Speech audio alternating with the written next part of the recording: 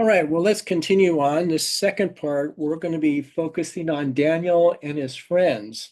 And we'll just look right into the scripture in Daniel to give us some insight into this scenario that starts to lay out. And the way we really see this quite nicely is what happens is Daniel convinces his friends to not eat all the royal food that is being provided to them, and instead just eating vegetables and water.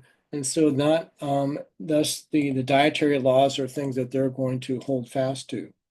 So here is what we see in Daniel 1.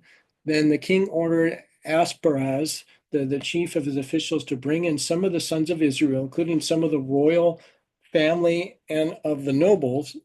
This is where I pointed this out earlier in our introductory portion of this. Use in whom was no defect, who were good looking, showing intelligence in every branch of wisdom, endowed with understanding and discerning knowledge, and who had ability for serving in the king's court. And he ordered him to teach them the literature of the language of the Chaldeans or the Babylonians. You could use either word there.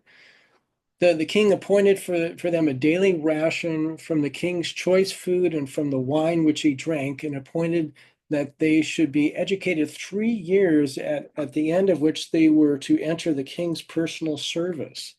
And among them from the sons of Judah were Daniel, Hananiah, Meshach, and Azariah. Then the commander of the officials assigned new names to them, and so they're focusing on these four individuals. So Daniel, he assigned the name Belshazzar, Hananiah, Shadrach, Mishael to Meshach, and Azariah, Abednego. And these are the names that we're more familiar with these, that they, at least that's what is used in the latter parts of Daniel, but we're always using the name Daniel, but the Babylonians will refer to him as Belshazzar.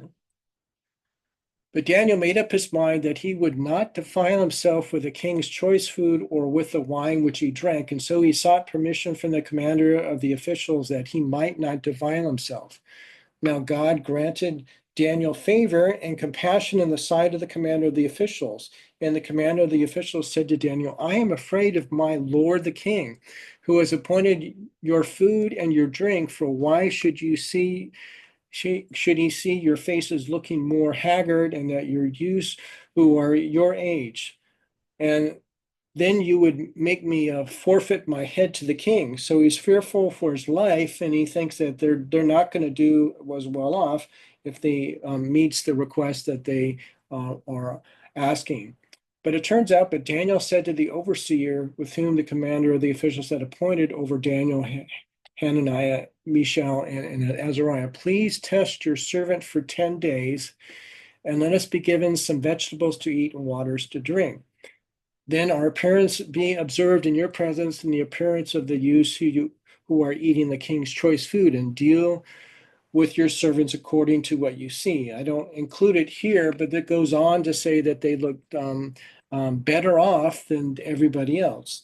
And others have pointed out this isn't necessarily trying to promote a vegetarian diet as what we should eat, but at least in this situation, it did improve.